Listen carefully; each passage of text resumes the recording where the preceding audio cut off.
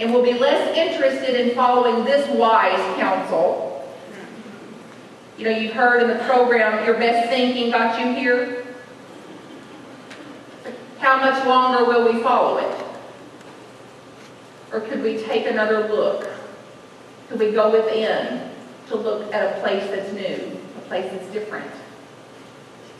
And how much pain and suffering will it take for us to do that? How loud will it have to get? So it's like, this is our GPS system.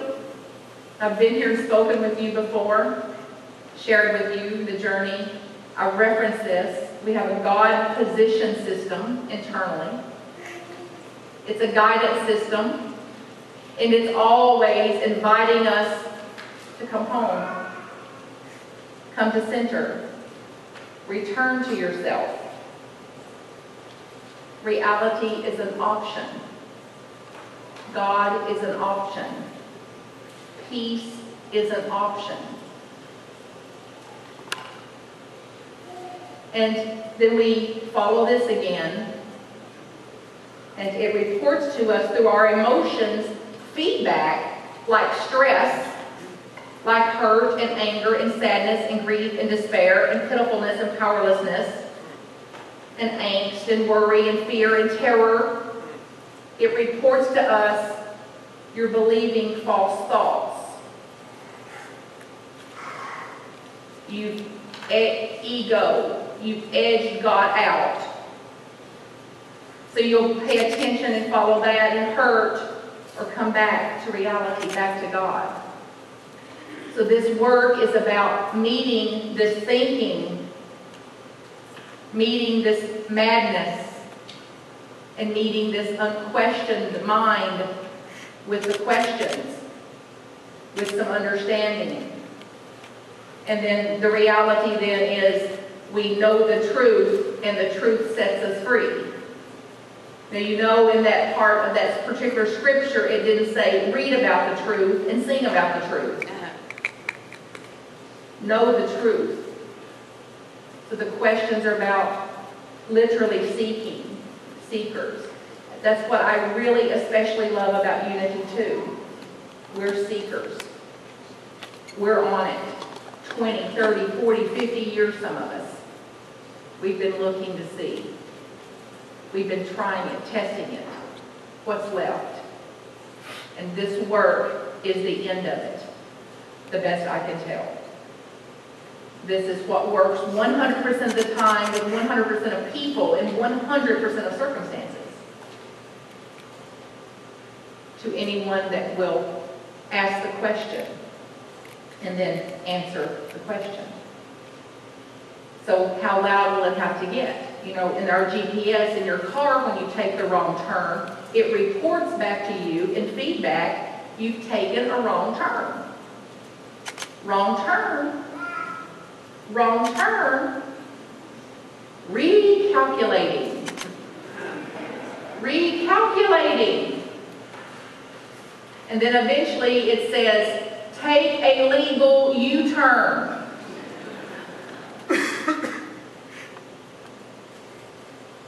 The same invitation is here. Come home to peace, to joy, to love. Your very own nature. This also is not us. Our true nature is perfection. 100% perfection.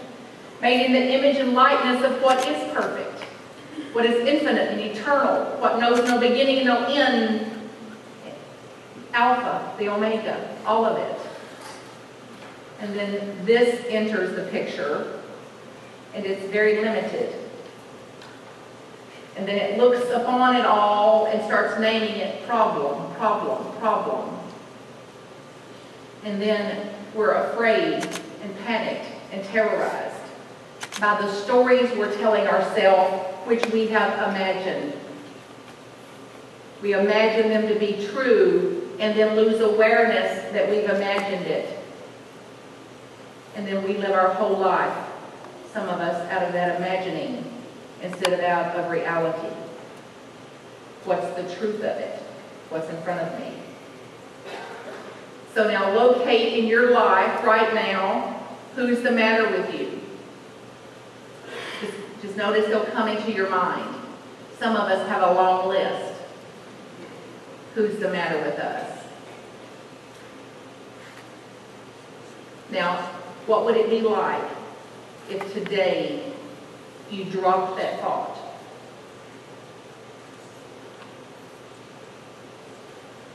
If you quit telling yourself that and you stop believing that they're a problem, that they're your problem and they're the matter with you, how would you live your life differently?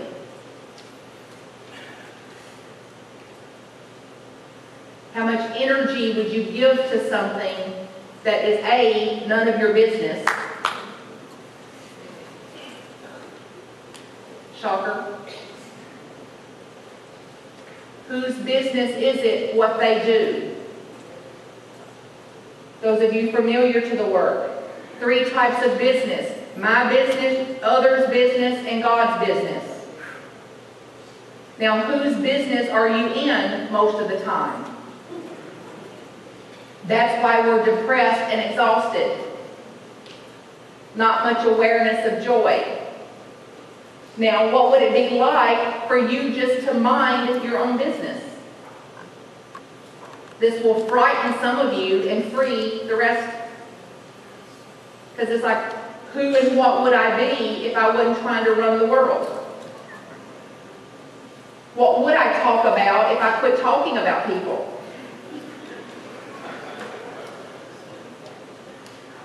Who would you be without your story? Who would you be without your past?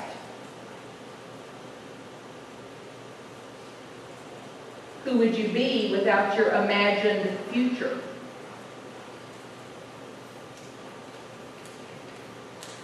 So if you're not really liking your experience, take a look at how much you're in the present with it. You want more shame and guilt? Spend some time in your past. Want more fear and terror? Spend time in your future. That's all imagined.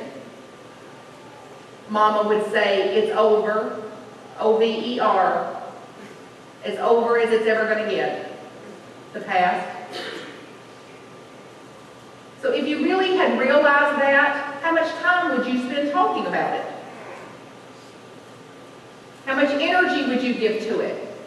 It's like, if we understood this, we'd fall on our knees in gratitude for our past, for it has taught us how to do it and how not to do it. You know? Not one experience more, not one experience less than exactly what it took for us to wake up to reality, to wake up to another way, to wake up to understand and to experience, to realize that peace is always an option. And the day that I want peace more than anything, I'll go there. The day when I want peace more than I want to be right, or I want peace more than I want to get my way, it's there. It's an option. What would it be like for you that you're to tune in to what your past taught you? And not to scare yourself with it. You know how we dredge the past and then project it into the future? And then we forget that it's all imagined, and then we live afraid of what's going to happen up there because it happened back there, instead of what's here now. What's the reality of what's in front of me?